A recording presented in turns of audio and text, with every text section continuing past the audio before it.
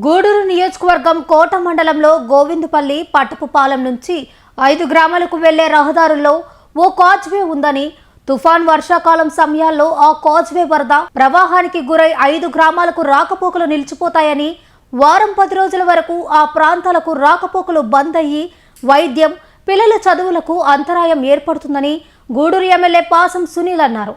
ఆయన శాసనసభ సమావేశంలో మాట్లాడారు.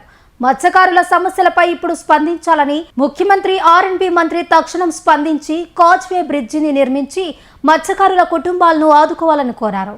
అధ్యక్ష, మత్స్యకారులు దాదాపు 70% టీడీపీకి ఫేవర్గా ఉండేటువంటి పరిస్థితి. అధ్యక్ష, మా గూడూరు నియోజకవర్గంలో కోట మండలంలో గోవిందపల్లి పట్టపాలెంలో ఈ ఆర్ఎండ్బి రహదారి కింద 5 గ్రామాలు కలుపుతూ కాజ్వే ఉంది. అధ్యక్ష, అది తుఫాను సమయంలో కానీ వర్షాకాల సమయంలో కానీ అధ్యక్ష, ఆ కాజువే స్వర్ణముఖి నది, మామిడి కాలువ, చల్లా కాలువ, ఈ 3 ప్రవాహాలు ఆ కాజువే గుండా పోతాయి. అధ్యక్ష, తుఫాను వచ్చినప్పుడు ఆ గ్రామానికి రాకపోకలు పూర్తిగా బంద్ అయిపోతాయి. అధ్యక్ష, 3 నుంచి 10 రోజుల వరకు ఆ గ్రామానికి ఇతర గ్రామాలకి వెళ్ళే పరిస్థితి లేదు. అధ్యక్ష, విద్యార్థులు కూడా స్కూలుకు పోయే పరిస్థితి లేదు, వైద్యం కూడా అందే పరిస్థితి లేదు.